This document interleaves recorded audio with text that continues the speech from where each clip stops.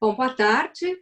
Bom dia para vocês. Aqui eu estou na Alemanha, portanto, boa tarde. Eu quero cumprimentar todos que estão assistindo o segundo dia, ou segundo seminário do ciclo de palestras do IBPI sobre o parágrafo único do artigo 40 da Lei de Propriedade Intelectual Industrial. Eu quero cumprimentar todos os palestrantes e o mediador que aceitaram o convite. Hoje nós vamos falar, vai ser o tema dos trabalhos hoje será impactos estatais e políticas públicas.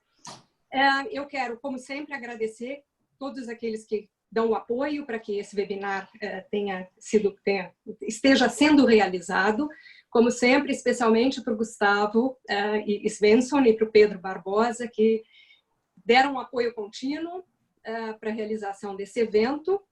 E, bom, então, feita a introdução, eu passo agora a palavra para o Dr. Walter Godoy, que vai mediar o dia de hoje, os trabalhos de hoje.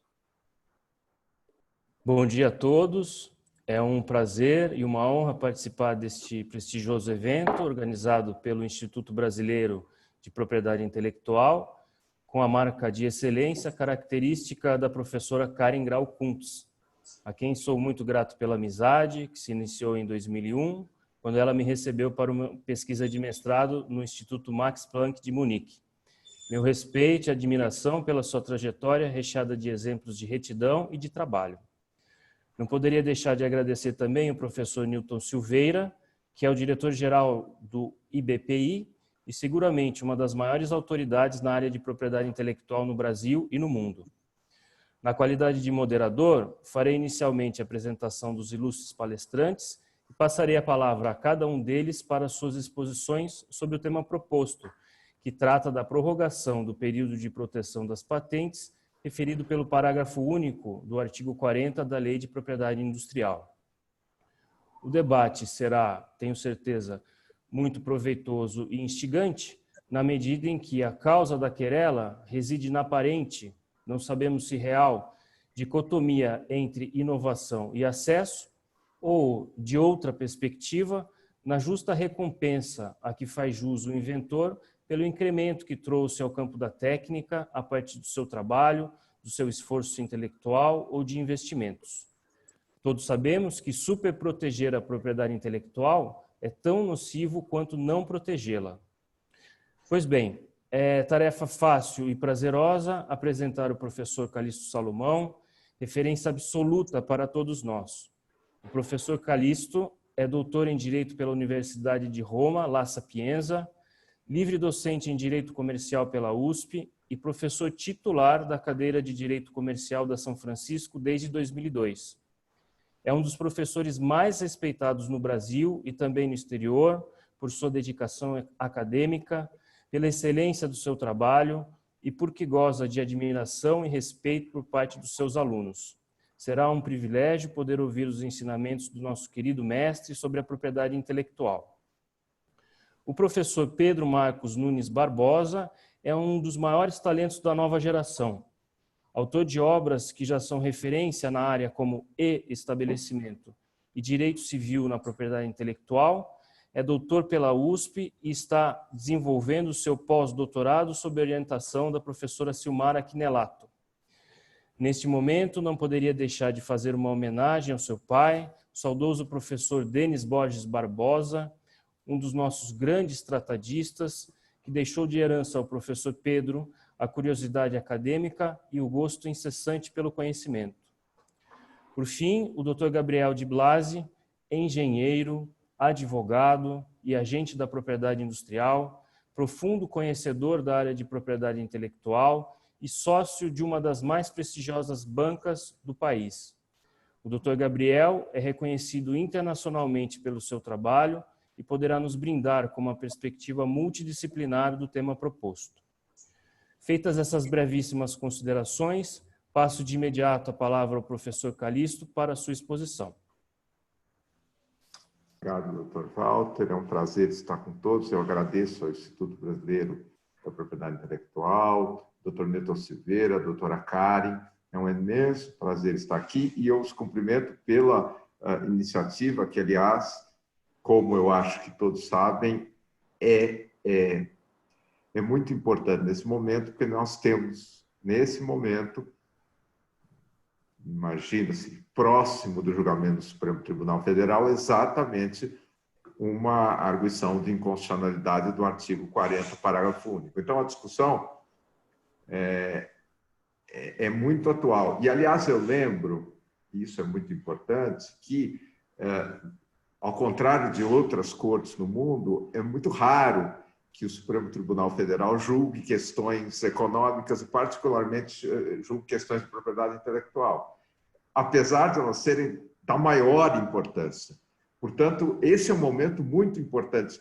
Aliás, muito importante dentro do contexto que nós vivemos agora, que é o contexto da pandemia, porque patentes, medicamentos, acesso a medicamentos é fundamental nesse momento. Eu vou tratar um pouco disso mais adiante.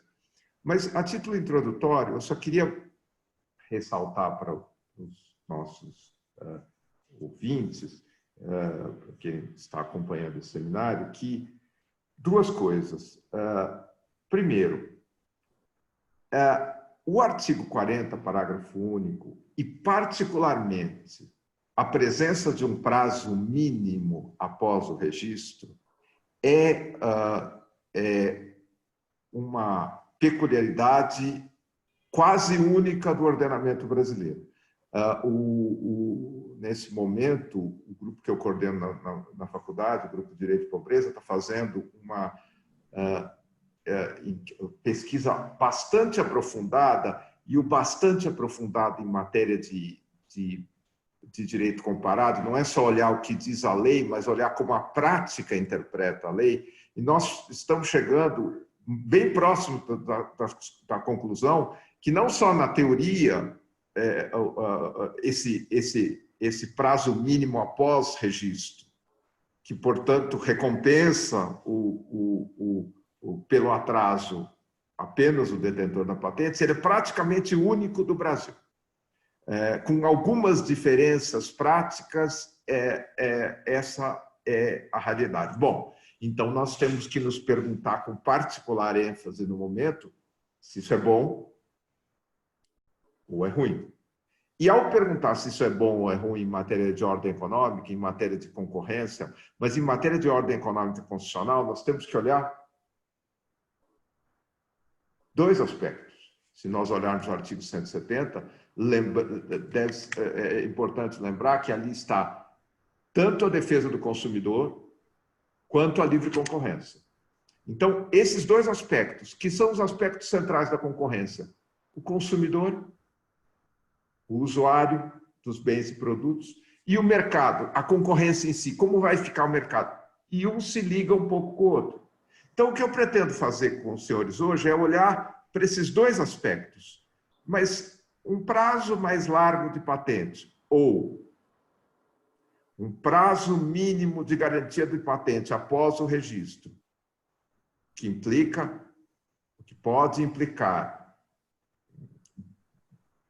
dependendo do atraso que exista na análise das patentes, prazos muito generosos, 25, 24, às vezes 30 anos de proteção da patente. Isso é bom para o consumidor, isso é bom para a concorrência. Como o Dr. Walter destacou, existem posições muito diversas nesse campo. Algumas fortemente ligadas ao interesse dos detentores de patentes, dizendo que isso é fundamental para inovação, e outros dizendo não, que nós hoje, particularmente após o TRIPS, a ideia de acesso é tão relevante ou mais do que o próprio estímulo e a invenção, e que em qualquer caso eles têm que ser coordenados. Então, nós vamos analisar isso olhando os dois aspectos, o consumidor e o mercado. E eu não vou fazer de uma forma muito teórica, eu vou tentar lhes trazer exemplos do que ocorre no mundo. E esses exemplos decorrem um pouco das pesquisas que também nós realizamos dentro desse grupo de estudo na faculdade. Então, em primeiro lugar, o consumidor.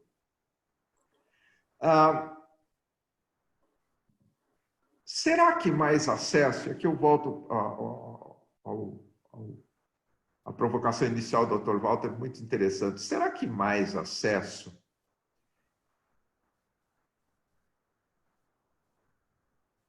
significa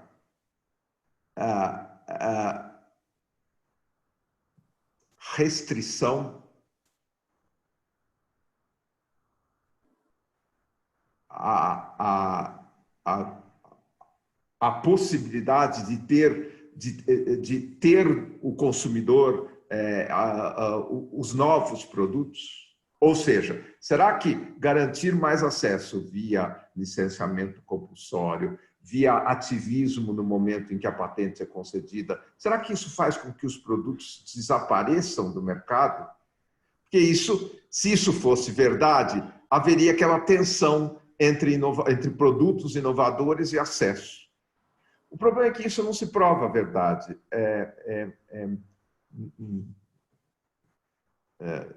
Nós recentemente participamos com esse grupo de pesquisa, estamos participando de uma representação que está perante o CAD relativa a um medicamento específico para hepatite C. E lá nós apresentamos alguns estudos mostrando, inclusive com base em tabelas internacionais, que a correlação entre ativismo patentário e acesso a medicamentos é positiva e não negativa. Ou seja, países que nos gráficos internacionais aparecem como aspas, menos protetivos de patente, porque eles são muito duros no reconhecimento ou não de patentes, porque eles adotam políticas de licenciamento compulsório, eles têm mais acesso a medicamentos internacionais, não menos. Vou lhes dar um exemplo, a Índia. A Índia tem um extremo ativismo patentário. Ano passado eu estava num congresso no Max Planck de Munique, a casa-mãe da nossa Karen Graham Kuntz, e tinha um advogado acadêmico indiano que participa das grandes demandas lá, trouxe números para nós impressionantes de quanta contestação há no órgão de patentes, em primeiro lugar.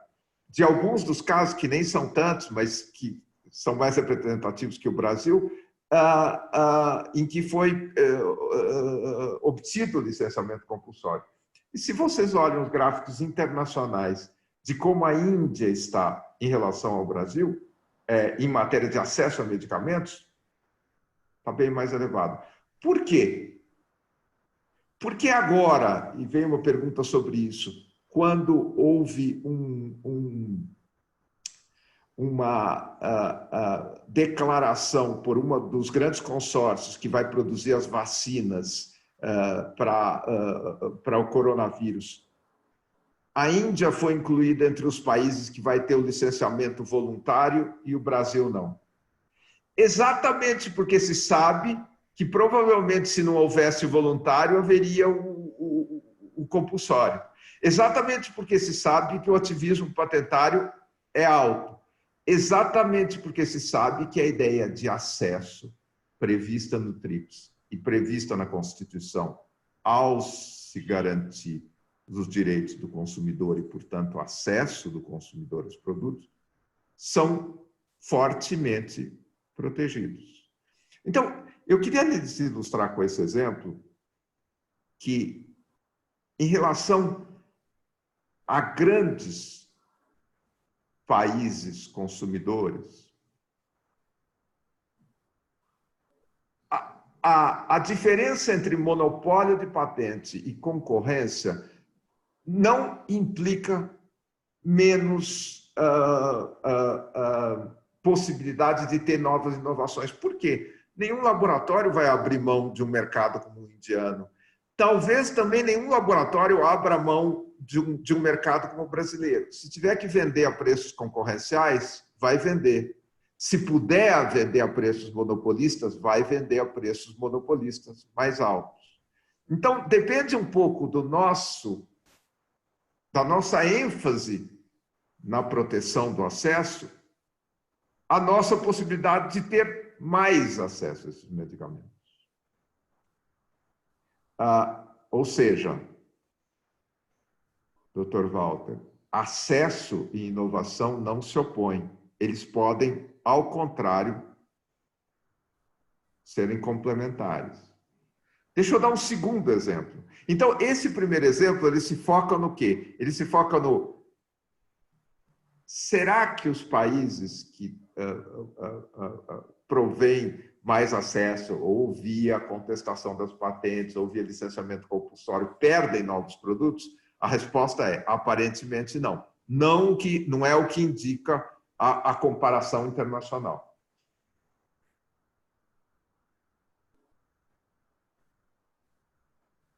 A segunda pergunta é, será que mais acesso, e ela se liga um pouco ao ponto da inovação, será que mais acesso via licenciamento compulsório, via menor reconhecimento das patentes, implica um menor desenvolvimento da inovação no local onde há acesso, que isso é um segundo argumento. Bom, pode ser que haja licenciamento compulsório, mas nunca vão se estabelecer indústrias inovadoras. Também não é verdade. Se nós nos lembrarmos do mercado de genéricos brasileiros, e de novo o caso indiano, o grande boom deles vem depois de medidas direcionadas ao maior acesso. Caso da Índia, retardam em 10 anos a aplicação do TRIPS em relação a medicamentos. O que ocorre? Se desenvolve enormemente a indústria de genéricos. Por quê? Todos os laboratórios continuam vendendo na Índia e a produção de genéricos é totalmente livre. Brasil, enorme boom, depois sempre teve uma indústria, antes dos anos 90 já tinha uma indústria de genéricos relevante, porque, de novo, as indústrias farmacêuticas traziam aqui os produtos e os genéricos eram produzidos livremente, ninguém abria a mão do mercado brasileiro mesmo em concorrência. Mas depois, basicamente, daquele movimento que redundou num decreto presidencial sobre os medicamentos da AIDS nos anos 2000 e a universalização do tratamento em relação à AIDS, também há um novo boom da indústria de genéricos. Ou seja, o que isso indica? Isso indica um fator muito interessante, que saiu há uns anos numa reportagem interessante no New York Times, dizendo que a Índia tinha se tornado a farmácia dos pobres do mundo. Por quê? Porque eles eram capazes de produzir genéricos usando o TRIPS, usando as flexibilidades do TRIPS, sendo mais duros em relação ao reconhecimento das patentes, eventualmente aplicando o licenciamento compulsório, o Brasil em relação aos medicamentos da AIDS. Com isso, eles tinham criado toda uma indústria que envolvia médicos, profissionais de saúde, que era capaz de atender aqueles que nos países ricos não conseguiam pagar o tratamento. E essa mesma reportagem do New York Times mostrou que americanos mais pobres, europeus mais pobres, estavam indo para a Índia se tratar, porque lá eles tinham acesso a tratamentos mais caros, aos quais não tinham nos Estados Unidos. Então, notem, o que eu estou querendo dizer com esse segundo exemplo? Eu estou querendo dizer que também não é verdade que a indústria local não se desenvolve nos casos em que é provido mais acesso. Ora, se esses dois fatores são verdades, então eu de novo volto à pergunta do Dr. Walter. Não há oposição entre acesso e inovação. Ao contrário, acesso e inovação podem se complementar tanto na esfera internacional quanto na esfera nacional. Portanto, do ponto de vista do consumidor, garantir acesso é cumprir o interesse social e perseguir de uma forma correta os ditames da Constituição, do artigo 170. Do direito da concorrência, que inclui a proteção ao usuário, a proteção ao consumidor e a proteção ao bom funcionamento da concorrência. Então, se nós analisarmos esses exemplos, o brasileiro, o indiano, dos anos 90, 2000, isso causa uma impressão positiva, no sentido de que, há benefício ao consumidor, e dois, não há necessariamente malefício à inovação. Eu vou voltar a esse tema da inovação no final, mais uma perspectiva um pouco mais teórica, na conclusão. Mas eu queria ainda passar pelo mercado. Eu falei que eu ia tratar dos dois elementos do artigo 170, a proteção ao consumidor e a proteção da concorrência. Bom,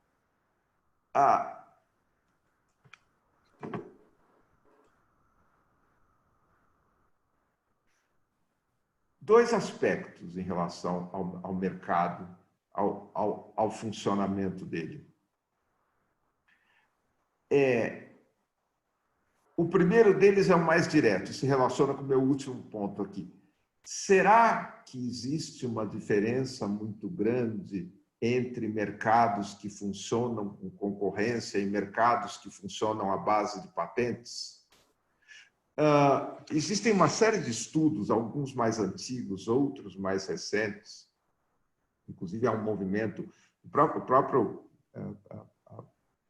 que é famoso nessa área, o Prêmio Nobel de Economia, Joseph Stiglitz, ele estuda há anos essa relação.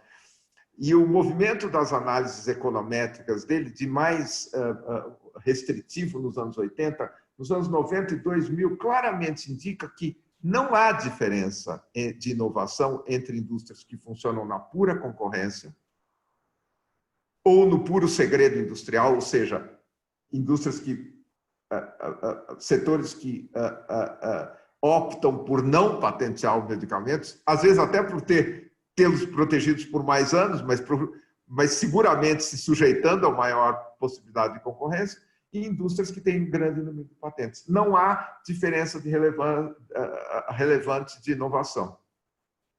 Então, vejam, esse é um dado interessante, econométrico, interessante, que nos indicam, espera aí, mesmo para o mercado, mesmo do ponto de vista do funcionamento do mercado, pensemos agora na livre concorrência, não mais do consumidor, mesmo do ponto de vista do funcionamento do mercado, não há um grau de inovação diferente, não há prova de graus de inovação diferentes.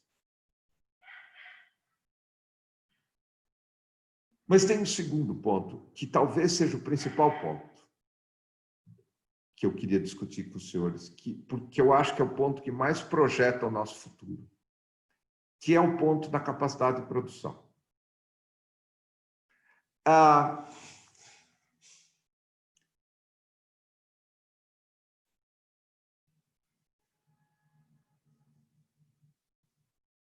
Vejam, tecnologias são cada vez mais globais, doenças a gente está vendo que são cada vez mais globais, e está vendo agora com o coronavírus, mas na verdade é uma realidade que vem de muito tempo. Isso se aplica a câncer, isso se aplica a hepatite C. A necessidade de acesso não é uma necessidade de acesso que permite uma produção reduzida. Não dá para a gente fazer mais, como se fez durante muito tempo, negligenciar certas doenças. Como todos sabem, a questão das doenças negligenciadas é um grande tema dentro do direito da propriedade intelectual. Mas não dá mais para negligenciar porque elas são cada vez mais globais. Ora, se isso é fato, um dos grandes objetivos de promover, de tutelar a livre concorrência prevista na nossa Constituição é tutelar uma capacidade de produção que atenda esses mercados. Por que eu digo isso? Porque não dá para permitir uma interpretação do direito que faça com que esse mercado não seja inteiramente suprido. Não dá para funcionar um mercado, então, de novo eu estou falando do mercado, é claro que tem sempre usuário no final, em que alguns países vão ter acesso e outros não vão ter, em que alguns grupos dentro de determinados países vão ter acesso e outros não vão ter. Esse mercado não é um mercado bem funcionante. E nós já notamos, para quem está acompanhando as notícias desses últimos meses, vocês viram que várias vezes houve ameaças de que um determinado país diz que financiou determinada pesquisa de uma universidade com uma empresa, ele quer a produção inteira. Uma outra farmacêutica disse, olha, eu vou produzir aqui e vou fazer um licenciamento compulsório de novo, entra a Índia. Para a Índia, porque eu não consigo produzir sozinha. Ou seja, todos estão preocupados, alguns estão preocupados em garantir o seu mercado, mas todos estão enormemente preocupados de como vai ser o aprovisionamento global desse tipo de produto. Ou seja, pensar em mercado concorrencial, pensar em cumprir o artigo 170 da Constituição, é pensar em garantir que não haja escassez. Isso é um ponto extremamente importante. A escassez talvez seja um dos principais efeitos do monopólio, maior do que o efeito sobre o preço. Um é irmão do outro, não é? Porque com o aumento de preços já se cria escassez, mas a gente pode marchar para uma situação de escassez absoluta, em que não exista, se nós não nos esforçarmos em garantir acesso e concorrência junto com produção, em que não existam bens para todos, significando todos os países ou significando as partes atingidas da população. Então, de novo aqui, olhando o mercado, se a gente olha que a proteção do mercado e da livre concorrência, não de um concorrente específico, nem de um grupo de concorrentes específico, mas do mercado e da livre concorrência, ela implica tanto a capacidade de inovação quanto a capacidade de produção. De novo aqui, como no caso do consumidor, se eu olho para o mercado, eu tenho a forte impressão que eu preciso garantir mais produção. Então, quanto menos eu restringir no monopólio, mais produção eu garantirei. Bom, pergunta de vocês, isso me encaminha um pouco mais para a conclusão, para não passar muito do meu tempo. É possível fazer isso? É possível, na prática, atender esses dois objetivos? Bom, eu tentei mostrar com alguns exemplos práticos que quando a gente persegue acesso, ainda que não pareça, a gente está tutelando inovação. Isso é o primeiro ponto. As pandemias globais mostram para nós que nós precisamos de muita produção. Nós precisamos de produção numa escala global. Não dá para deixar com um produtor só. Ele tem que licenciar, ou voluntariamente ou compulsoriamente.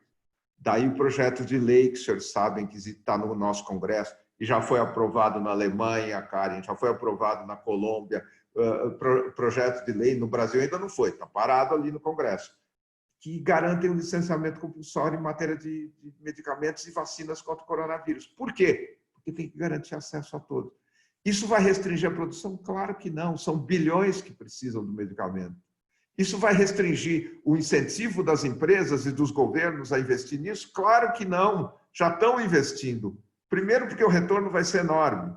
As poucas farmacêuticas que já têm algum início de invenção já tiveram seus valores de ação imensamente acrescidos. Ou seja, de novo, garantir acesso não é oposto a garantir inovação. Então, esse projeto de lei é um outro foco, tem que ser um outro foco da nossa atenção. Ele foi multipartidário, ele foi subscrito por vários acadêmicos, eu incluído. É muito importante que nós venhamos. Outros países já têm isso, estão reconhecendo essa possibilidade de licenciamento compulsório, ou seja, estão reconhecendo. Não vai dar para produzir para todo mundo. Não adianta uma empresa só ficar com a patente. É preciso que ela, mediante remuneração, autorize outros a produzir.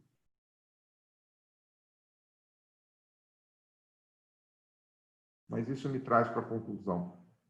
Não para aí. Não dá para a gente permitir que um país das necessidades como o Brasil, que tem o Brasil, do tamanho de população que tem o Brasil, das diferenças socioeconômicas que tem o Brasil, tem um prazo de patente quase único no mundo, que garanta que remunere e que recompense o retardo na análise da patente. Eu sei que dirão, a análise da patente, o prazo está diminuindo. Perfeito, está diminuindo, então não vai ter problema nenhum. O prazo mínimo de 20 anos já é suficiente tutela. Garantir um prazo, o prazo máximo de 20 anos já é suficiente. Garantir um prazo mínimo depois do registro é dar uma ênfase ao monopólio patentário. Primeiro, quase única no mundo. E segundo, que não tem nenhuma aderência a essas necessidades atuais. Quais são essas necessidades atuais? Repetindo por uma última vez. Acesso. Capacidade produtiva mais ampla, que atenda a demandas cada vez mais globais. Tudo se coordena com o objetivo de inovação. Ou seja, eu queria concluir, precisa perder o medo de achar que acesso é oposto à inovação. Acesso e inovação são complementares.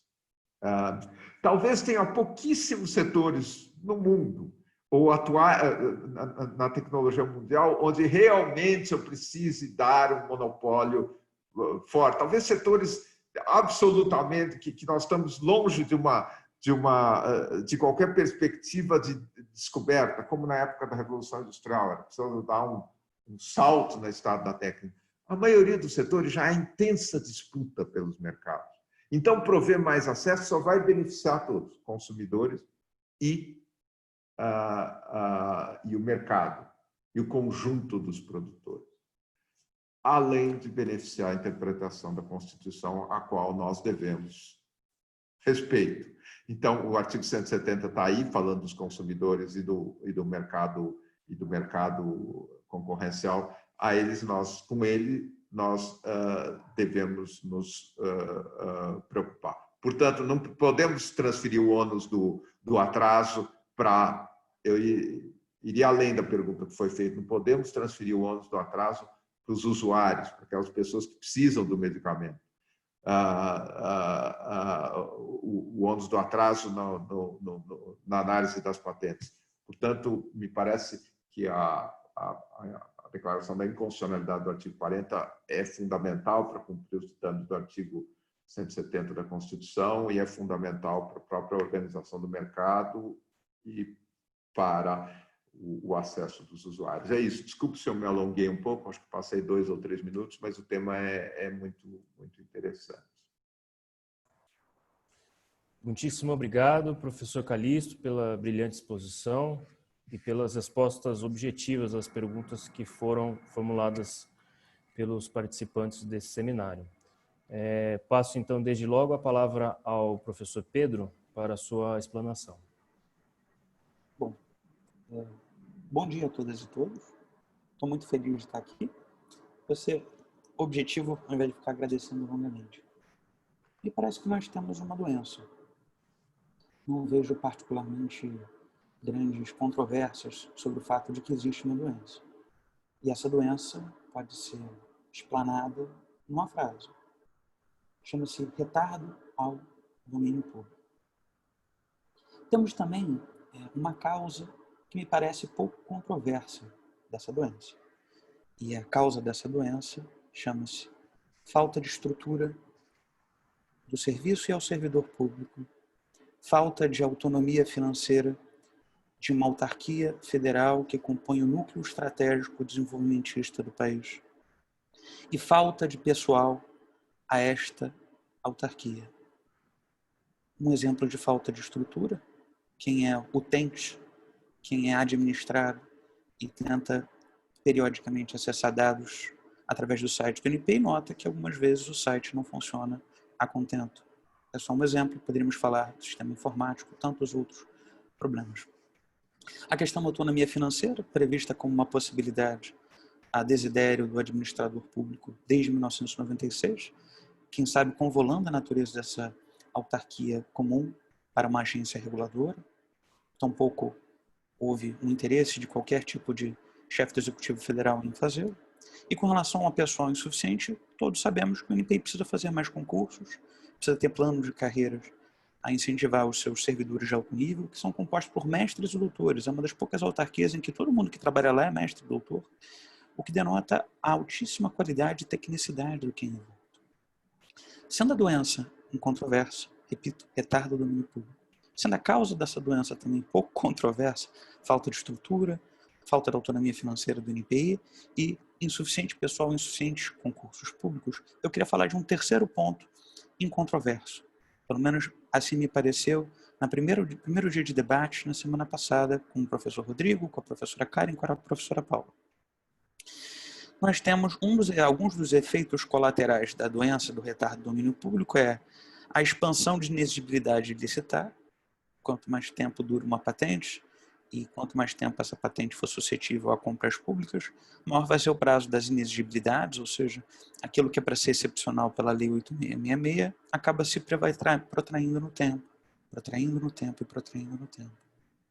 Nós temos como uma segunda consequência, o segundo efeito colateral danoso da moléstia, que os preços acabam ficando mais altos por mais tempo, exatamente por causa da primeira consequência, que é o fato de que não se licita por mais tempo. E a terceira consequência maléfica, malevolente da doença é de que nós temos restrições concorrenciais, algumas das quais foram muito bem expostas no seminário da semana passada.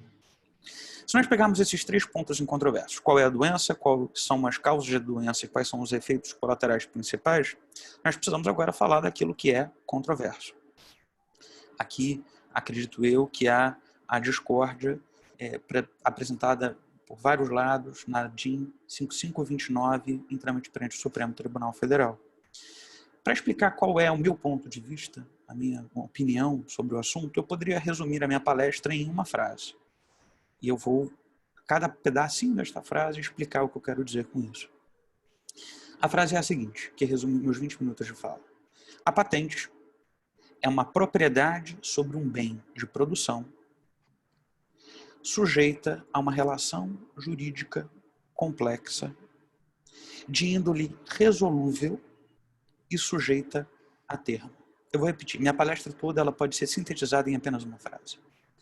A patente é uma propriedade sobre um bem de produção sujeita a uma relação jurídica complexa, de índole resolúvel e sujeita a termo certo.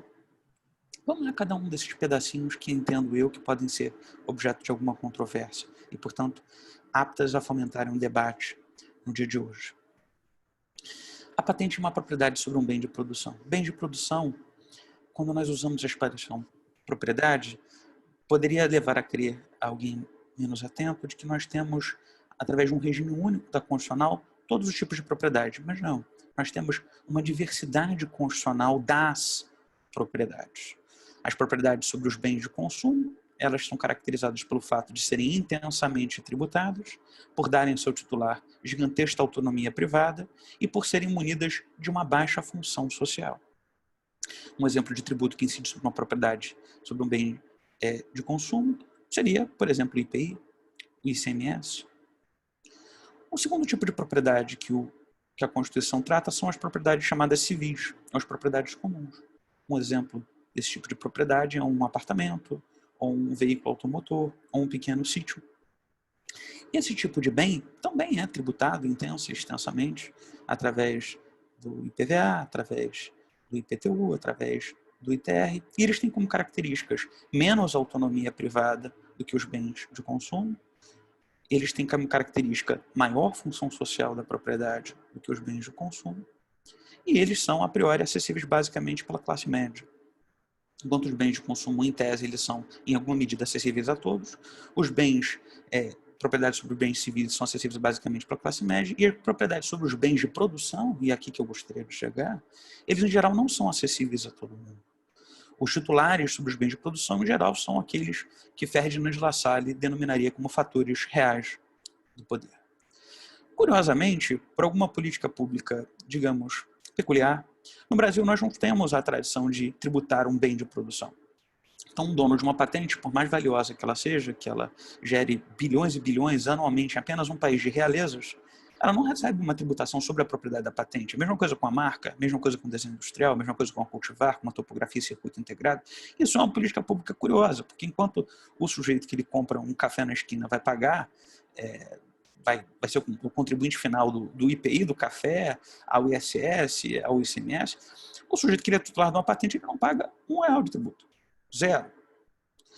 E a autonomia privada desses bens de produção, ela é certamente menor do que os outros tipos de propriedade, e a função social sobre ela é muito maior. Um exemplo que o legislador não trata esse tipo de propriedade como iguais é o fato de que a propriedade sobre o bem de produção pode, inclusive, ser extinta por falta de uso. Se eu ganho uma pochete e eu deixo ela quietinha numa gaveta, eu não vou perder a propriedade sobre ela, ainda que eu não a use, a não ser que alguém tome posse dela e seja destinatário de uma uso capião. O mesmo não pode ser dito de uma patente ou de uma marca, que podem ser sujeitos à caducidade, à extinção, por falta de uso. Então, a propriedade sobre um bem de produção, ela denota que há uma importantíssima função desse tipo de bem, que ela tem um planejamento econômico muito mais densamente regulado pelo legislador constituinte. O segundo ponto da minha fala é de que a propriedade sobre o bem de produção que recai sobre uma patente, ela é sujeita a uma relação jurídica complexa.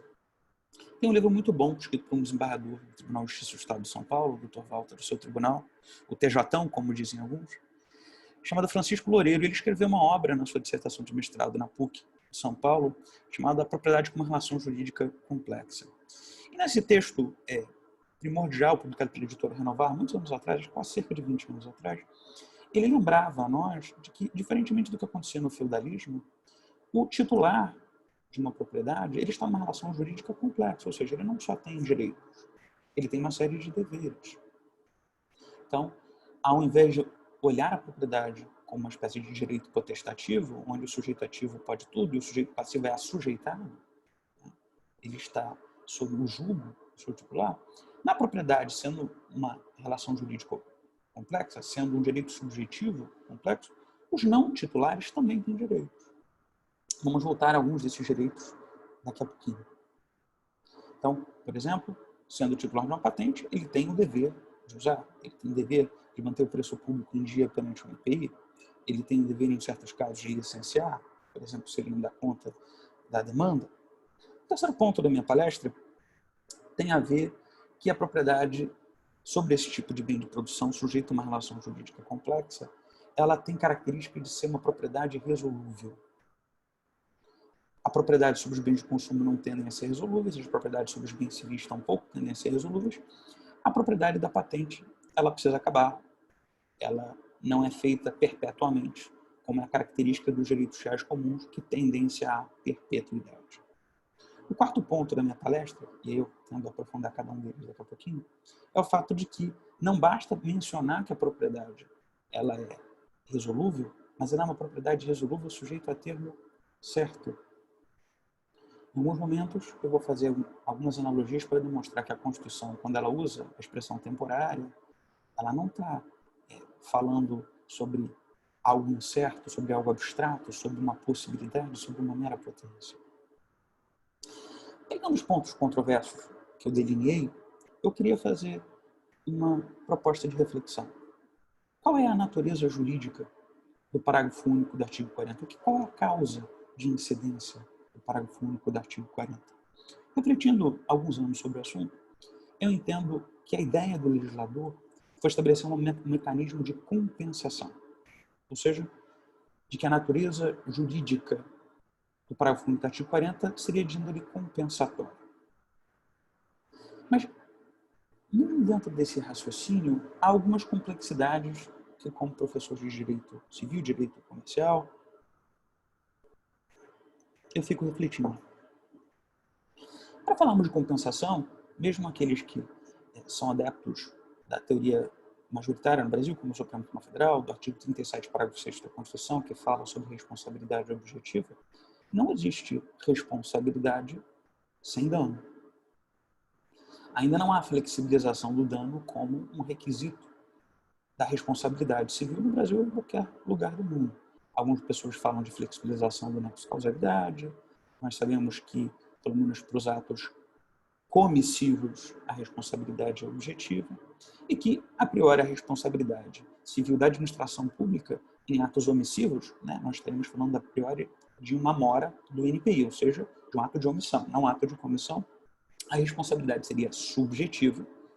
Portanto, nós temos, além do requisito da culpa, também o requisito, obviamente, do dano. Não há responsabilidade civil no ordenamento brasileiro sem dano e, portanto, aquela ideia de alguns autores sobre responsabilidade pressuposta não ganha acolhida na nossa ordem constitucional.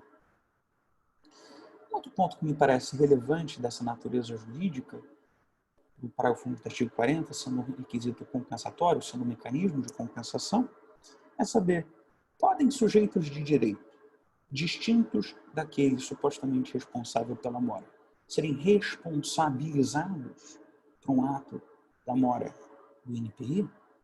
E aqui ganha destaque para o objetivo dessa resposta uma reflexão importante quando eu disse que a propriedade é sobre um bem de produção. Propriedade sobre bens de produção, diferentemente das propriedades civis ou das propriedades sobre bens de consumo, elas têm uma característica. Quando nós falamos sobre propriedade civil e propriedade sobre bem de consumo, em geral a gente pensa numa relação jurídica linear. Um proprietário e um não proprietário. Quando nós pensamos, entretanto, na responsabilidade e na incidência proprietária sobre um bem de produção, nós temos uma relação poliédrica. Estou usando aqui a expressão do professor Alberto Asquini, no seu texto importante, Perfis do Direito da Empresa, traduzido por um dos maiores comercialistas do mundo de todo o tempo, chamado Fábio Conder Comparato, foi orientador do meu falecido pai, no primeiro mestrado do meu pai na década de 80. Então, Alberto Asquini nos lembrava de que há relações jurídicas, especialmente no contexto empresarial, que tem vários lados. E eu proponho aqui que a relação jurídica sobre os bens de produção, especialmente no ambiente de patentes, ela tem 6 lados. Eu tenho um lado do autor da invenção, que é uma pessoa física, raramente ela aparece nos processos judiciais, né? Ela geralmente cede seus direitos econômicos, ela fica apenas com a titularidade existencial e alguma parcela das realezas, se não for objeto do contrato de trabalho dela. Eu tenho um titular desse bem de produção, geralmente macroempresas, também nos dizeres do professor Fábio Conder Comparato. Eu tenho a concorrência, bem mencionada pelo professor Calixto Salomão Filho, a professora Paula, o professor Rodrigo, a professora Karen na semana passada. Eu tenho os entes públicos, eu tenho os consumidores e eu tenho o meio ambiente. Isso é o meio ambiente. Pensem, por exemplo, em patentes sobre tecnologias na área agroquímica que reduzem excipientes de poluição, que reduzem os efeitos colaterais. Quanto mais tempo é prorrogada uma patente, menos, em tese, acesso tem os consumidores de modo mais barato a tecnologias que diminuem os impactos ambientais.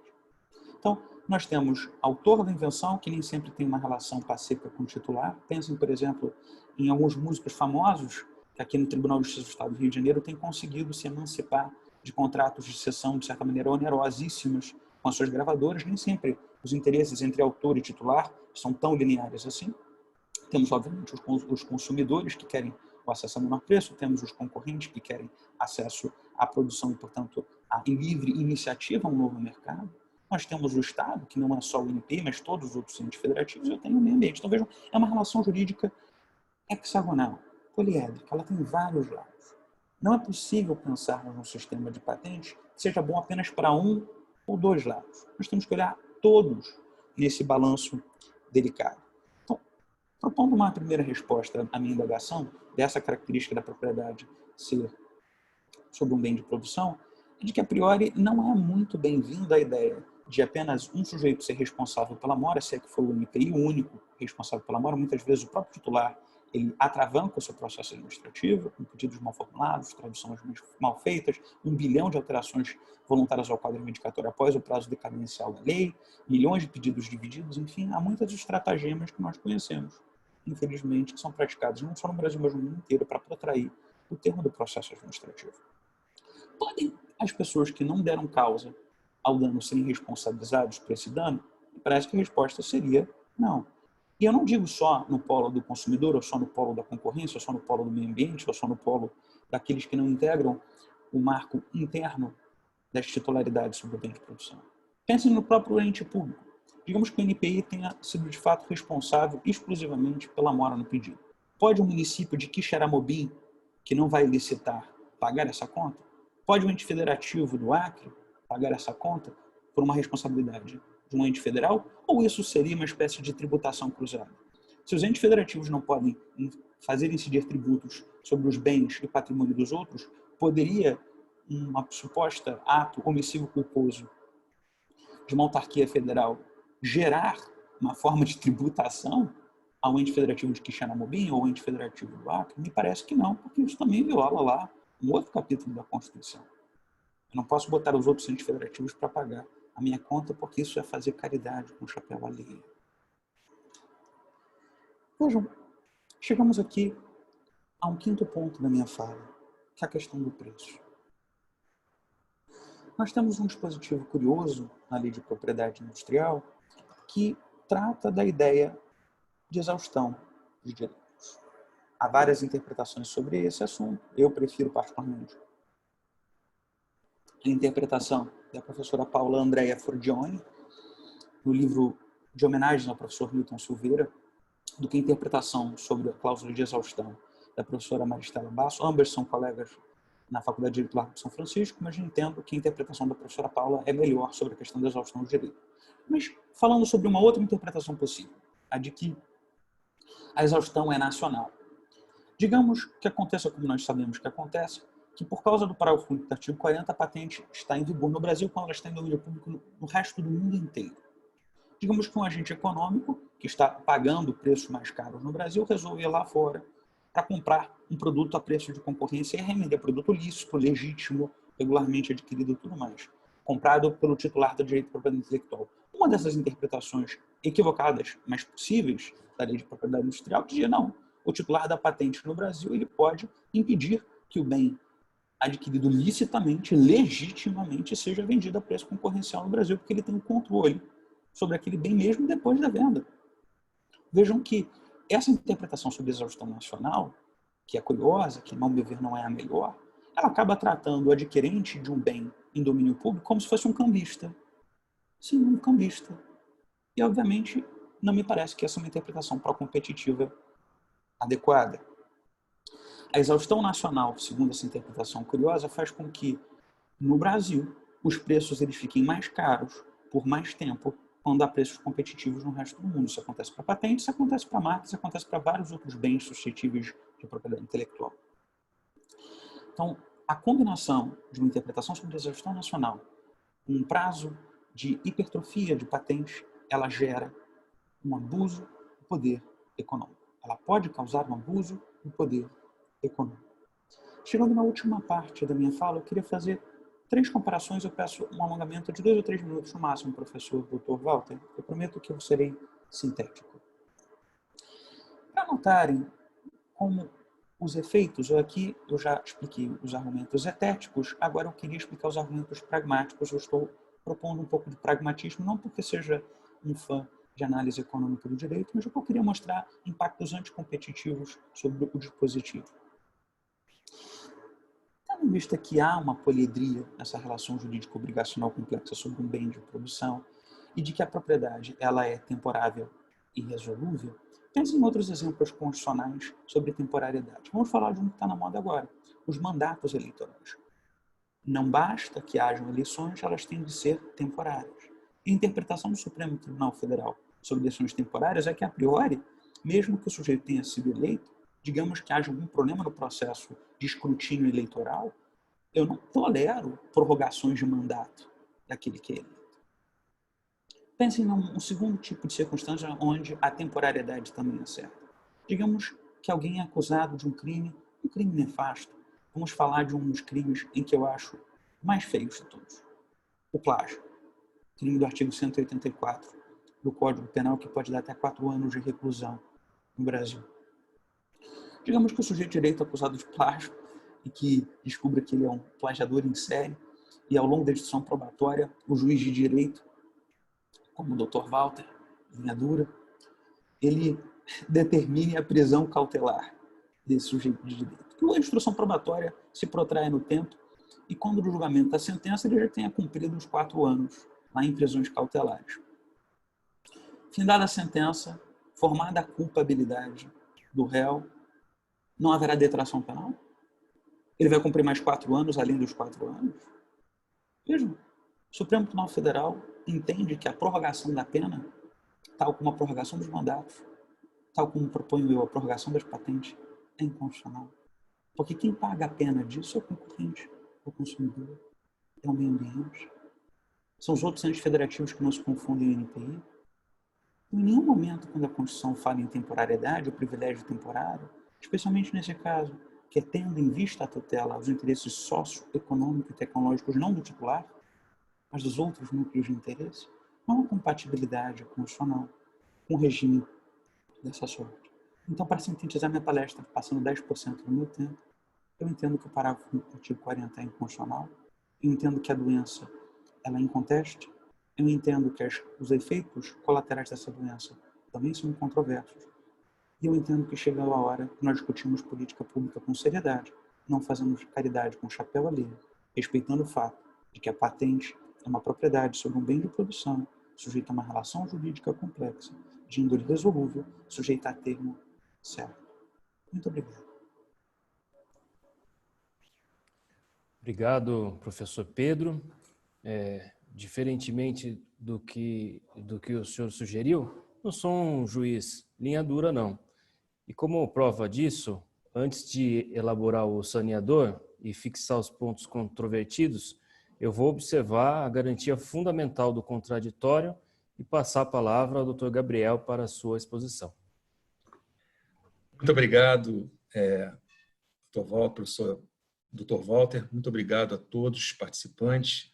E, em primeiro lugar, gostaria de agradecer por estar aqui dentro desse ambiente altamente intelectual, né, com doutores, PhDs, e para mim é uma honra participar desse evento, né? Em que pese os argumentos já apresentados, acredito que, no meu ponto de vista, não há que se falar em constitucionalidade do parágrafo único.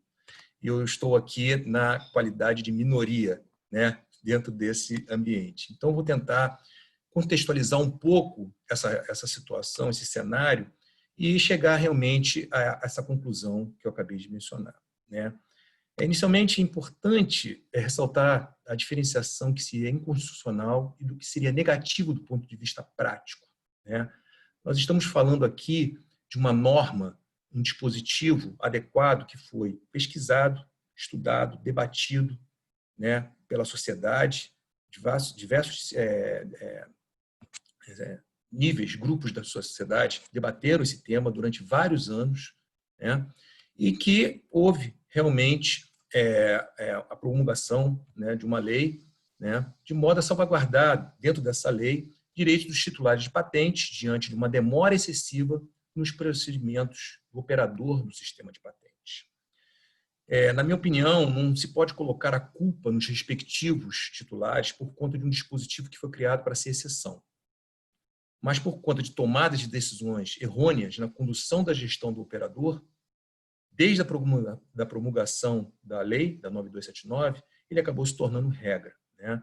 Esse instrumento tornou-se, nos últimos anos, o protagonista ao invés de ser coadjuvante.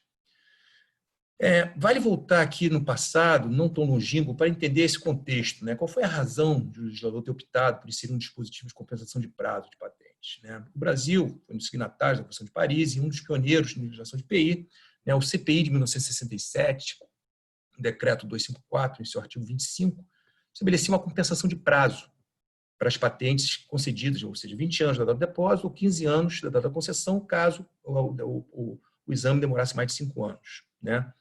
Veio o CPI, o 5572, que limitou a proteção da patente, principalmente na área farmacêutica, produtos químicos, alimentícios, e também retirou essa compensação de prazos, 15 anos da data de depósito para PI e 10 anos para MU. O que, de fato, presenciou-se durante a vigência do CPI foi que a ausência de proteção por patente produziu efeitos mais danosos do que benéficos, né? Essa chamada reserva de mercado, essa blindagem, né, não possibilitou, e aí eu, Data Vênia, professor Calixto, venho a discordar do senhor, porque não houve realmente nenhum crescimento, né? O crescimento foi muito baixo do parque farmacêutico nacional. E por que isso? Porque havia realmente a livre cópia, as empresas copiavam e não desenvolviam tecnologia, né? E aqui eu comparo, né, a cópia, né, de uma maneira bastante grotesca, mas bem didática, com a cópia da escola, né? O aluno que copia, que cola na escola, desde do ensino básico, fundamental, ele pode passar de ano, ele vai passando de ano, copiando, mas ele não estuda, ele não desenvolve o seu potencial intelectual, né? E aí passa para a faculdade. Vai ter uma série de dificuldades, muitas dificuldades, porque ele não aprendeu o básico para poder desenvolver e aprender aquilo que vai ser ensinado na universidade. Mas ele vai passar de ano, ele vai continuar colando. Agora, quando ele chega na vida profissional, no mercado de trabalho, que é muito cruel, e aí ele vai se expor, né? Ele vai se expor porque não tem base para estudar, e não estudou durante a vida dele toda. Isso aconteceu durante vários anos no Brasil, onde as empresas simplesmente copiavam e não se preocupavam em se desenvolver tecnologia, né? Isso fica claro que a não proteção por patente nessa área tem um efeito contrário do que se esperava, né? Não houve desenvolvimento nessa área, não houve desenvolvimento claro, né? Não houve objetivo. Houve sim objetivo após a LPI, né? E durante a implementação de uma nova política industrial e de comércio exterior, no início da década de 90, uma das tarefas mais importantes foi a criação de um ambiente favorável aos investimentos, com o estabelecimento de regras claras e estáveis para o exercício da atividade econômica, enfim, e funcionamento do mercado. Nesse momento, houve sim um movimento expressivo no Congresso Nacional para restabelecer, né, no Brasil, a proteção de invenções farmacêuticas e químicas. Então, é importante a gente voltar no passado para a gente entender quais foram as razões, né, da inserção do parágrafo único no artigo 40. Né? E o projeto da LPI veio com proposta de harmonizar a legislação brasileira, né, com os tratados internacionais em relação às matérias de propriedade industrial. Né? O Brasil, em 94, assinou o TRIPS, né, já estava se alinhando, né, às legislações modernas, né, avançadas na área de propriedade intelectual. O anteprojeto trouxe medidas que pudessem permitir um ambiente navegável para os titulares, né, de ativos de propriedade industrial, intelectual, e mais estímulos econômicos. No âmbito das patentes, os direitos de exclusividade que fossem compatíveis, né, com o interesse público e demais princípios da livre concorrência. E aí, nesse caso, eu chamo a atenção que houve no terceiro substitutivo do PL 824, que originou uma nota do deputado Roberto Freire sobre a seguinte justificativa em relação ao parágrafo único. Eu não vou ler todo, ele fala que acolhe ainda a relação do prazo de vigência, mas eu chamo a atenção aqui para uma citação que ele colocou, que é o seguinte: acolhemos ainda em relação ao prazo de vigência, né? Julgamos ser essa proposta extremamente justa, pois, como o prazo de vigência da patente começa a ser contado a partir do depósito do pedido, ocorre que, havendo protelações administrativas injustificáveis, que levam anos para serem decididas, a patente vigorará apenas por poucos anos. Note que, naquela época, já existia, né, uma preocupação, né, de não haver uma reestruturação no INPI, para atender a demanda de pedidos de patente na área técnica, ou seja, em áreas técnicas que não tinham sido ainda reconhecidas, né, até então, pela lei, pelo Código de Propriedade Industrial, que foram reconhecidas pela Lei de Propriedade Industrial. Né? Eu me lembro, meu pai foi diretor de patente na década de 70 do INPI, e ele era professor catedrático da matéria de resistências dos materiais, inclusive fui aluno dele no Cefet, e de várias da Universidade Federal do Rio de Janeiro, e uma das turmas que ele foi paraninfo no Cefet, na engenharia operacional, naquela época era uma engenharia operacional de 4 anos, ele contratou a turma inteira para ser examinador do INPI. Naquela época havia uma facilidade, né, de haver esse tipo de contratação. Ele fez um contrato, contratou. E até pouco tempo, uns 6, 7 anos atrás, eu encontrava, ainda estava como examinador, né, do INPI, o Guto, que foi muito tempo examinador lá, acredito que já tenha se aposentado. Mas, naquela época, era muito mais fácil, né, das contratações. Né?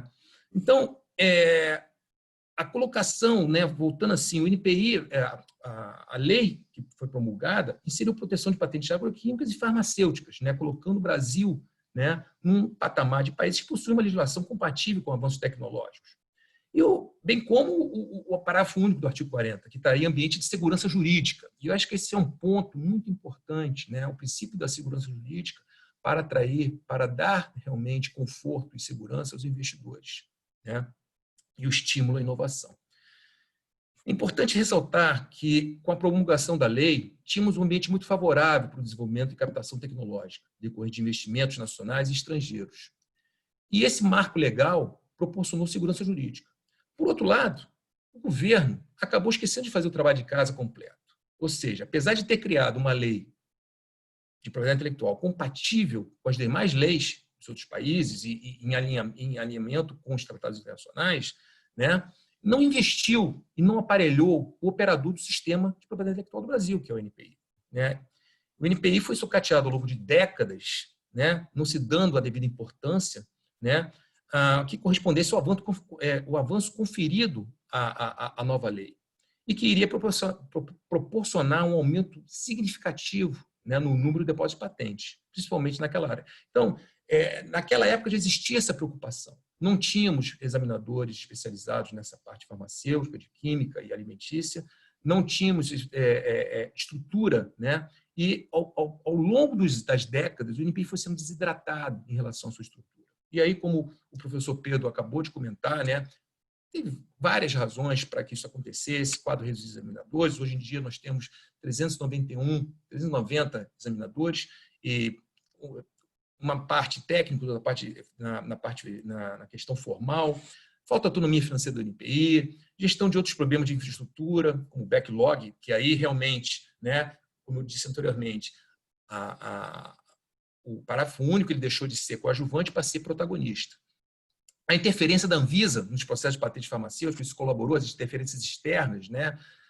Concurso para novos examinadores, né? O último aconteceu em 2014. Então, todos esses problemas, todos esses obstáculos propiciaram que houvesse realmente um sucateamento do INPI. E isso gerou realmente um gargalo, porque a demanda de pedidos de patentes aumentou e o número de pedidos examinados diminuiu. Isso é matemática, ou seja, não houve. Então, o dispositivo que era para ser uma exceção, como mencionado na nota técnica do deputado Roberto Freire, virou uma regra. E, nesse sentido, o dispositivo está sendo discutido na BI é perfeitamente adequado ao contexto de um ambiente que possui segurança jurídica. Contudo, a gestão do NPI que ocasionou esse resultado. Né? Então, esse impacto econômico decorrente do parágrafo único não é devido a uma possível inconstitucionalidade da norma, mas simplesmente por questões políticas públicas. Então, por excepcionalidade, né, de momentos que passamos, que seja pandemia, que seja outras situações excepcionais, nós iremos sempre tentar alterar, através de uma medida judicial, a norma, né, através de uma DIN, a norma. Eu não vejo muito sentido nisso. Né? Não obstante, a ineficiência das gestões passadas do INPI, eu não posso deixar aqui de fazer uma menção, de ressaltar o trabalho hercúleo que iniciou-se na diretoria anterior do INPI, né, na gestão do presidente Pimentel e agora na gestão do presidente Cláudio e com a diretora de patente Liane, que vem fazendo um trabalho excepcional para a redução do backlog de patentes. E isso realmente vem sendo feito de maneira muito significativa. Nós tivemos até o final, até junho desse ano, nós chegamos no pico do backlog a quase 200 mil casos de patentes pendentes. Nós temos agora cerca de 100 mil casos. A tendência é que esse número caia praticamente a zero em 2021, segundo as estimativas do INPI. E aí nós teremos aí a prática do exame abaixo, né, dos limites que são usuais, não só no Brasil, como deveria ser, como também em qualquer parte do mundo.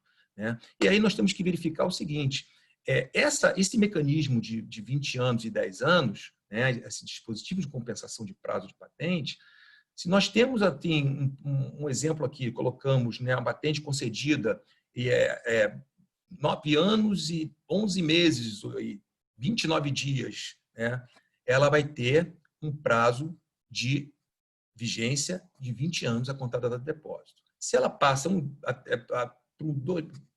primeiro dia depois de 10 anos, ela passa a ser 10 anos de concessão da patente. E aí você vê que existe o prazo de 20 anos, ele é maior do que o prazo de 10 anos da concessão da patente. Então, na realidade, o limite, né, essa condução, né, do exercício de se ter, né, um prazo de compensação de patente, ele é legítimo pelo fato de uma expectativa que hoje o depositante tem em relação ao seu direito de patente. Portanto, esse dispositivo que hoje é uma exceção no atual contexto do NPI, como intuito de evitar os editores receberem suas patentes natimortas, né? Ou seja, elas já nascem mortas, devido à excessiva demora do NPI,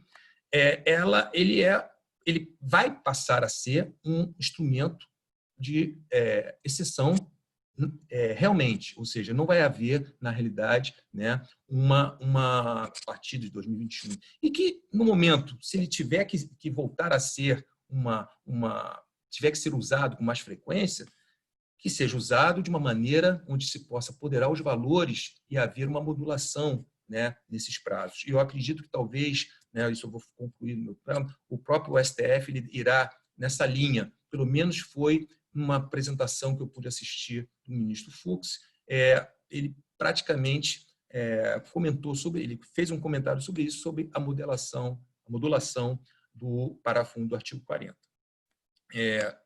Um outro ponto que é importante, né, sobre a duração de patente.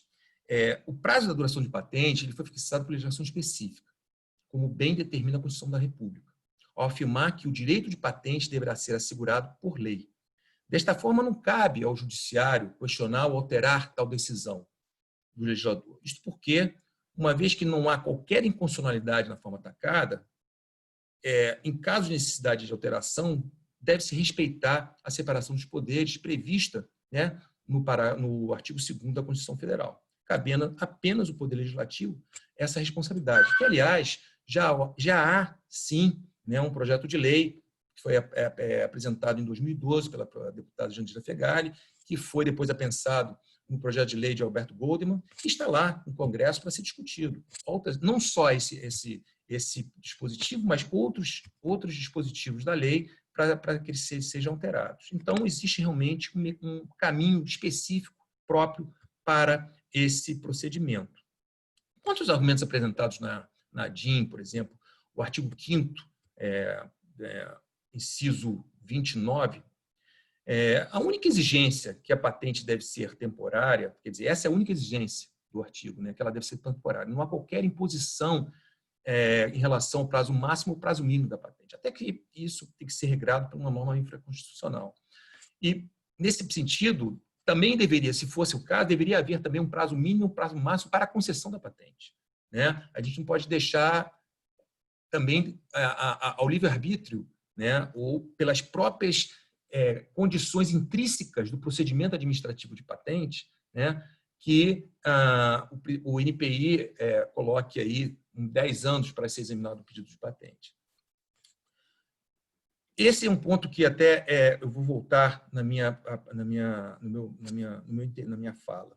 Com relação ao direito adquirido, coletivo em prol da sociedade, que foi arguído pela Nadim, né, entre o período do depósito da patente e o seu registro, ele não tem como ser alegado, porque no momento do depósito da patente, ali existe uma mera expectativa de direito, ou seja, não há como se alegar a um direito adquirido, né, que não existe uma relação patrimonial, né? E nas pesquisas, né, feitas, né, Francesco Gaba, Rubier, sobre a teoria objetiva, né, eu não consegui encaixar essa tese em qualquer doutrina. Aliás, né, como o Tepedino mesmo menciona, o princípio do direito adquirido ele é reflexo, né, de um princípio maior, que é da segurança jurídica. E, nesse sentido, utilizar como pretexto o artigo 44 como salvaguarda para que o detentor da patente possa realmente reivindicar uma infração após já ter nascido a sua patente morta, isso não faz muito sentido. Na realidade, nós estamos jogando o ônus do backlog para o judiciário. E nós sabemos que dentro do judiciário existe realmente, né, um sistema processual muito mais complexo do que o INPI, né? Os custos, né, tanto de honorários advocatícios quanto o custo de perícia de assistentes técnicos são muito mais elevados do que os próprios honorários dos agentes da propriedade industrial dentro do processo administrativo do NPI, né? A falta de conhecimento técnico, né, de expertise dos juízes em relação às invenções, principalmente na área farmacêutica, isso é fato, né? E até mesmo fato, às vezes, a deficiência de alguns peritos nessa área. Nós temos aqui a prática, o professor Pedro, que também milita também na parte de nulidade de patentes e de infração de patentes, a Justiça Estadual do Rio de Janeiro, em dificuldade, às vezes, de encontrar um perito com especialização, com capacidade técnica, né, nessa área farmacêutica, na área química. Então, isso dificulta muito. E o tempo, né, do judiciário de se chegar a um resultado que, às vezes, né, pode ser não favorável para o detentor da patente. Então, eu acho que jogar o artigo 44, né, como uma salvaguarda para o titular da patente, no meu ponto de vista, ele não faz sentido, né? Ainda quanto à liberdade de concorrência, né, inclusive muito ressaltada pelo professor Calixto aqui, pelo professor Pedro, né, o artigo 170, também eu não vejo acolhimento desse argumento, de que apenas as indústrias estrangeiras se beneficiam do parágrafo único do artigo 40, né? Uma vez que ganharam a extensão desse prazo, em detrimento das indústrias nacionais que poderiam gerar mais competitividade. Como demonstrado na própria ADI, né, pelos amigos CUT que foram apresentados, vários detentores de patentes nacionais se beneficiaram do parágrafo 1 do artigo 40. Petrobras, Universidade Estadual de Campinas, Unicamp, USP, Embrapa, Embraer, né, o FMG, várias empresas nacionais se beneficiaram. Aliás, né, se for observar, fizer uma análise dos pedidos de patente, das patentes concedidas com a incidência do parágrafo 1 do artigo 40, na área farmacêutica, dentro de um determinado período, é claro que esse período aumentou, teve seu pico em 2016, 2017, né? Mas é um percentual menor comparado em relação às outras áreas técnicas, patentes em outras áreas técnicas, né? Sem dúvida, o backlog do NPI nos últimos anos acabou possibilitando que o parágrafo único virasse realmente o protagonista, né, desse cenário. Entretanto, não se pode dizer, né, não se pode afirmar que a autarquia se utiliza de referido artigo para justificar sua morosidade. Como nós sabemos, o procedimento de um pedido de patente, ele tem realmente etapas definidas na própria lei, que fazem com que realmente demore, né, de forma regular o exame do pedido de patente. Alegar, né, que os titulares de patente se utilizam disso para retardar e obter, né, uma extensão de prazo, eu acho que eu não vejo isso de uma maneira muito justa, porque é como nós generalizarmos que todos os pedidos, todos os titulares fariam isso dessa forma, né? É como chegar no Congresso e só falar, todos os políticos aqui são corruptos. Não, muito pelo contrário. Existem vários políticos que são corretos. E eu acredito que nenhum titular de patente tem o objetivo de estender, né, os seus pedidos de patente para obter uma proteção maior. Até porque ele vai ter muito mais custo, ele vai ter custo em relação a isso, né? Então, eu acho que a intenção aqui pode haver um caso ou outro que deve ser comprovado, né? Até alegada a litigância de má-fé previsto lá no artigo 17 do CPC. Mas o ponto não é esse. O ponto é, eu não vejo qualquer intenção dos titulares de patente, ou dos requerentes, dos inventores, de estender o prazo para se beneficiar disso lá na frente. E aí, falando um pouquinho do trabalho que o INPI tem feito nesse sentido, né, a ideia é exatamente fechar o backlog em 2021, com 2 anos após o requerimento de exame para a concessão das patentes, né? E nós temos também, dentro dessas estatísticas, e eu fiz uma pesquisa aqui e verifiquei que a incidência de pedidos, a incidência do parágrafo único, do artigo 40, dentro da área farmacêutica, em 2018, foi 82%. Em 2019, caiu para 67%. Em junho de 2020, já caiu para 51%. Em termos de patentes de todas as áreas, esses números, em 2019, eram de 48%. Em 2020, até junho de 2020, 33%, e a meta é chegar a 28%. Ou seja, a tendência é esvaziar, como eu mencionei, ele ser considerado a exceção como foi proposto quando foi elaborada a lei. Ainda é fundamental destacar que, para o avanço tecnológico, né, do país e para a continuidade de investimentos em pesquisa e desenvolvimento, as empresas necessitam, sim, de um ambiente propício e estimulante de inovação. Essa comparação que o professor Calixto fez entre acesso e inovação, eu acredito que ela possa acontecer, sim. Eu tenho participado de vários webinars em relação à inovação aberta, né, o Open Innovation.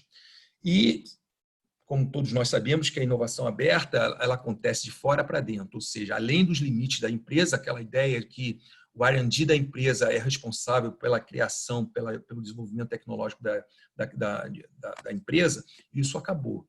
Está havendo hoje colaborações com os próprios concorrentes. Mas um ponto de todas as lives que eu participei com representantes de várias corporações nacionais e internacionais, um ponto que não pode deixar de ter, que eles não deixaram de comentar, em relação à propriedade intelectual, em relação aos direitos de patente. O direito de patente é fundamental para manter, né, um ambiente saudável, um ambiente favorável para estimular a inovação e dando, nesse contexto, segurança jurídica. Então, não há competitividade sem inovação. E não há inovação sem insegurança jurídica.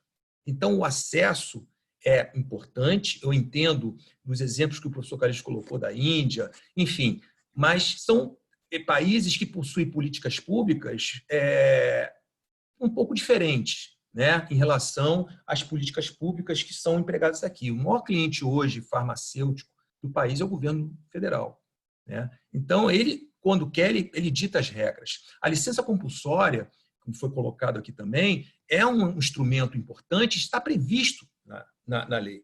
Inclusive, em momentos de pandemia, nós temos um decreto de 99 que estabelece a incidência da licença compulsória automaticamente. Então, eu não vejo aqui a necessidade de se fazer, né, quando surgem as situações excepcionais, né, se fazer, criar novos projetos de leis para alteração da lei, para fazer alterações em relação à licença compulsória, para fazer alterações em relação a outros dispositivos da lei. Eu acho que o que traz realmente um ambiente favorável para empreendedorismo, para o desenvolvimento de tecnologia, é a segurança jurídica. Se todo momento que houver excepcionalidade, situações excepcionais, tiver que alterar a lei, isso traz uma insegurança jurídica muito grande. Então, por essas razões, né, eu não vejo qualquer necessidade, né, de alteração. Primeiro que eu não vejo inconstitucionalidade, como já comentei, em relação ao artigo 5º, artigo 37, artigo 170, porque a livre concorrência, ela estimula, né, o sistema de patente, ele tem como estímulo, ele tem como mola propulsora estimular a livre concorrência. Por quê? Porque a partir do momento que o objeto da patente se encontra em domínio público, está livre para qualquer um poder desenvolver e trabalhar. E aí nós temos aí, como foi mencionado também, a indústria de genérico, ela só foi viável a partir depois da lei de genéricos, que foi criada, promulgada após a lei de 9279. Então, foi todo um contexto, nós não podemos jogar toda a carga de responsabilidade em cima do sistema de patente. Existem várias formas, né, de criar um equilíbrio e uma segurança jurídica dentro de um ambiente para proporcionar o desenvolvimento tecnológico de um país. E um ponto que o professor Pedro colocou, né, de tributar a patente, eu acho que essa tributação ela já ocorre quando o produto decorrente da patente é comercializado, né? Então, no meu entendimento, eu acho que tributar a patente, você fala, não, a bitributação, então ele vai ser penalizado porque ele criou alguma coisa em prol da sociedade e depois ele vai ter que ser tributado também porque ele gerou, né, ele está comercializando o produto decorrente daquela patente. De qualquer maneira, eu, por os motivos, né, que foram expostos aqui, eu não acho que há que se falar em ofensa ao direito do consumidor e liberdade de concorrência. O desenvolvimento tecnológico e econômico e a criação de novas técnicas são benéficas ao consumidor e à concorrência, desde que fomenta, né, o desenvolvimento de outros novos produtos pela concorrência. O que a patente impede, meramente, é a sua cópia, durante aquele tempo estabelecido. E na Constituição, como eu comentei, não existe nenhuma previsão de tempo máximo, de tempo mínimo, existe uma previsão de temporariedade, E essa temporalidade ela é regrada na Lei 9279, onde existe um tempo exato de 20 anos, a partir da data do depósito. E no caso de haver uma demora na concessão da patente por mais de 10 anos, aí sim existe uma compensação de prazo de patente, que é previsto, inclusive, na legislação americana e em outras legislações. Desta forma, fica claro que os argumentos trazidos aqui pela DIN não são suficientes para justificar a alegada inconstitucionalidade do parágrafo único do artigo 40. Né? E se faz mais do que necessário quando usado como exceção à regra. E toda regra, toda exceção tem que ser interpretada de forma restritiva, garantindo assim segurança jurídica aos detentores da patente, que investe pesado não só no seu desenvolvimento, mas no crescimento da pesquisa do país.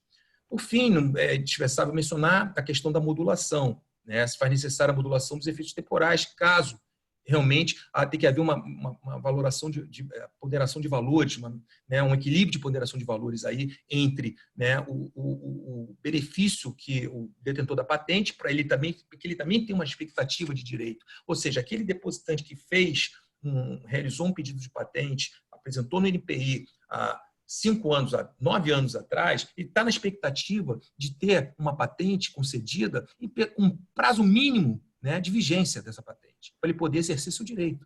Então, nós estamos esquecendo também da expectativa que foi gerada e a segurança jurídica que foi dada àquele inventor para que ele pudesse exatamente ter essa garantia. E eu acho que, nesse caso, voltando aqui para a modulação dos efeitos temporais,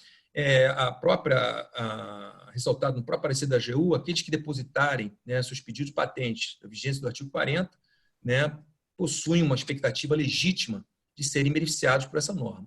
Então, o princípio da segurança jurídica, né, ou do pure prospectivity, né, da técnica de superação da jurisprudência, em que o novo entendimento se aplica exclusivamente para o futuro e não para aquela decisão que originou a superação da antiga tese, talvez seja a mais adequada nesse momento. Mas, a minha opinião, eu continuo entendendo que não existe razões que reconheça a inconstitucionalidade do parágrafo único do artigo 40. Muito obrigado. Muito obrigado, doutor Gabriel, por ter trazido elementos fáticos para o nosso debate. É difícil rebater um engenheiro que consegue argumentar, né? Então, parabéns pela sua exposição. Acho que ponto incontroverso... Advogado também. Desculpa. Pois é por isso que o engenheiro sabe argumentar, né? Pela veia da advocacia. Então, parece que é incontroverso que no Brasil, talvez desde do Alvará de Dom João VI, de 1809, nós não temos uma estrutura governamental preocupada com o desenvolvimento de uma política industrial, né? Sempre falamos das deficiências do INPI, parece que isso é realmente incontroverso, um ponto incontroverso. O que ficou controvertido foi a questão da constitucionalidade desse dispositivo, e as perguntas giram todas nessa órbita, né, da constitucionalidade. Eu vou destacar uma aqui, porque me parece interessante por tocar no direito comparado, né? Diz o seguinte: existem outros países que garantem uma prorrogação semelhante àquela estabelecida pelo parágrafo único do artigo 40? Em caso positivo, nesses países, trata-se de uma hipótese que realmente tem impacto significativo no funcionamento do sistema de patentes local, ou não costuma ser utilizada em vista do funcionamento mais célere de escritórios nacionais de patentes? Então, para responder essa pergunta, eu passaria inicialmente a palavra ao professor Pedro. Bom, muito obrigado pela pergunta.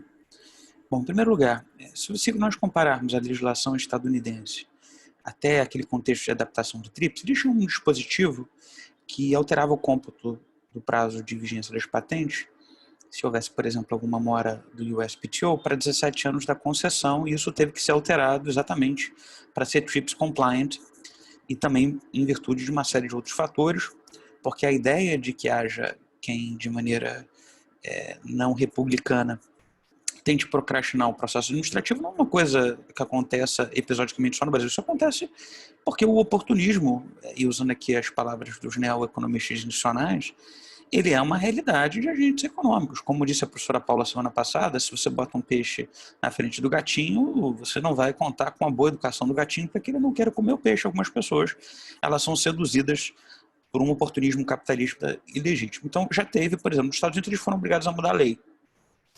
Sem confundir com o sistema de patentes, existem alguns países europeus, no Japão, nos Estados Unidos da América, que tem uma coisa chamada Special Protection Certificate, ou proteções suplementares de certificados.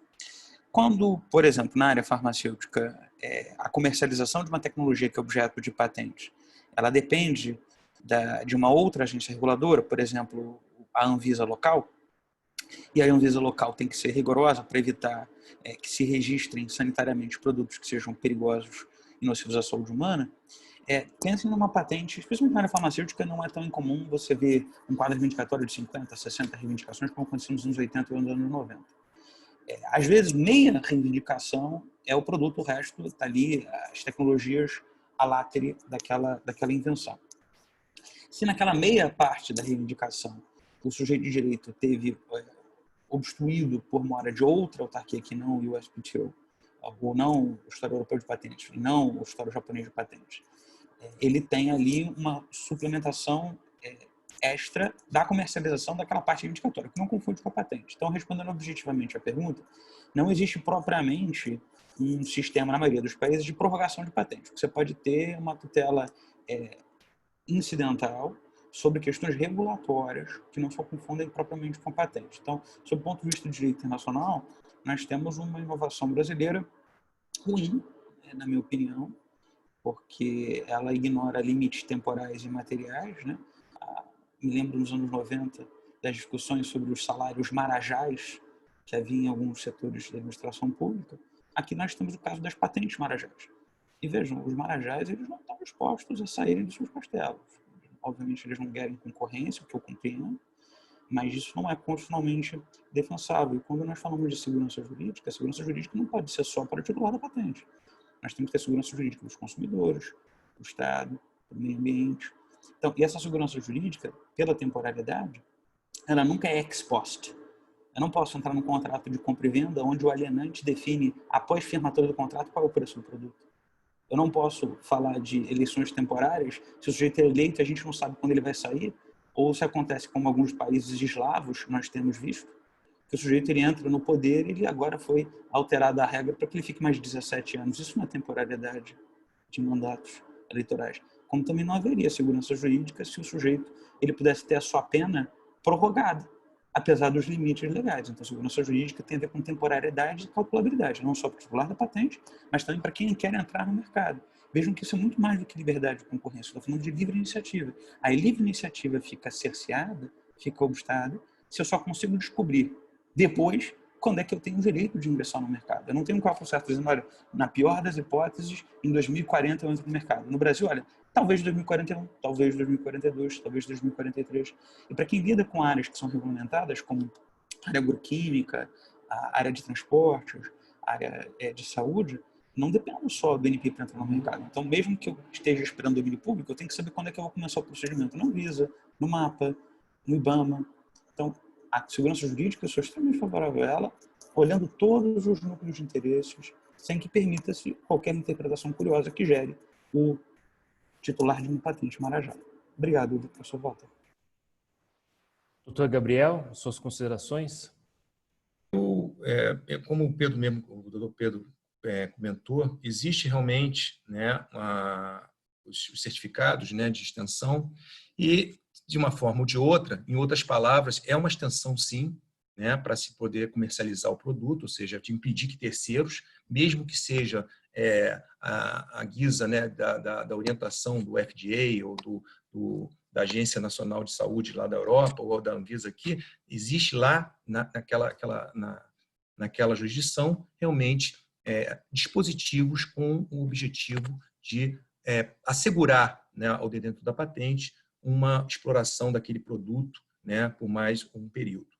Lembro aqui que o parágrafo 154 da Lei de Patentes americana continua com prazo sujeito, né, de 3 anos para a extensão do prazo. E também lembro que tem vários tratados de livre comércio dos Estados Unidos com Singapura, com Chile, com Austrália, com Marrocos, com Omã, Peru, Colômbia, Panamá, Coreia do Sul, enfim, vários países em que há realmente um dispositivo de prazo de compensação de patente. Né? Quanto até o exemplo que o professor Pedro, né, colocou aqui sobre as eleições de serem adiadas, claro, eu acho que no momento de excepcionalidade deve ser pensado, né, uma maneira, inclusive, eu coloco aqui a questão da vacina, né, o desenvolvimento da vacina. O custo de uma fabricação de vacina, o desenvolvimento da vacina é muito caro, mas o custo de fabricação da vacina é muito baixo. Então, eu acho que, nesse caso, os próprios laboratórios farmacêuticos não têm interesse em fabricar a vacina, né, e ter a patente da vacina. Eles têm interesse, talvez, e eu acho que eu sou de acordo nessa tese, de haver realmente um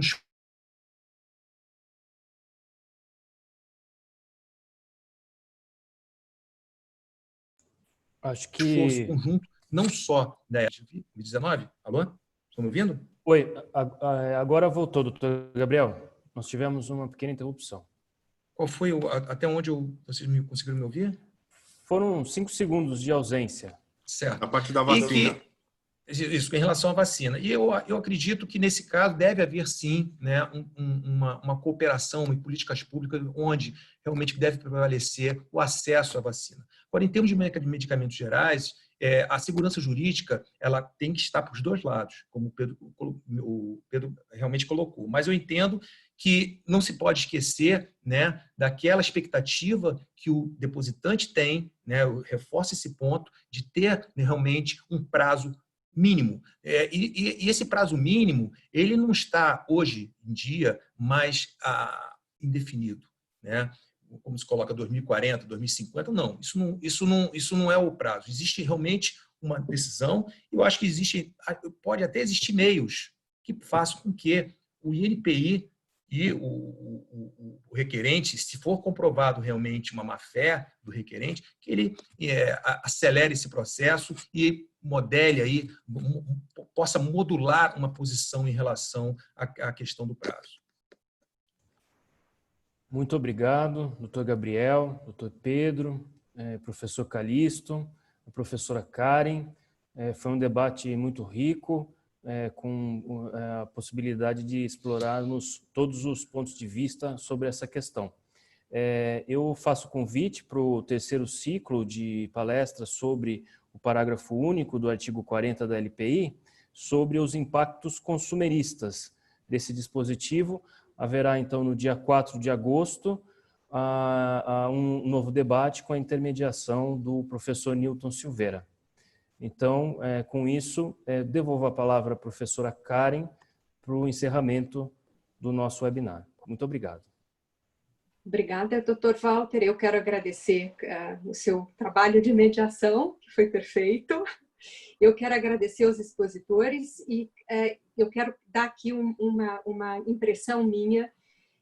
Esses ciclos de palestra, eles são super valiosos, porque as posições que são defendidas, elas são diversas, e elas têm de ser diversas. Não existe uma posição correta, mas existem várias posições, várias formas de olhar um problema, depender da perspectiva, e eu acho isso extremamente enriquecedor, quando cada um traz a sua contribuição, a sua perspectiva, a sua forma de ver, a sua consideração.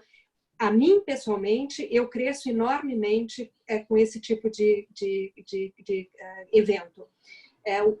Todo o input que eu recebi do Pedro, do professor Pedro, do professor Calixto, do doutor Gabriel, é uma coisa assim, de um valor enorme. E está tudo aqui agora comigo, eu estou trazendo essa bagagem para, durante essa semana, pensar a respeito e calibrar a minha posição, que é sempre uma posição calibrável a depender das novas informações e inputs que vão chegando, né, da parte de vocês. Então, eu quero agradecer muitíssimo, foi muito enriquecedor e esperar vê-los, não assim novamente, porque eu não os vejo, mas quem nos vê na semana que vem, na terceira seminário.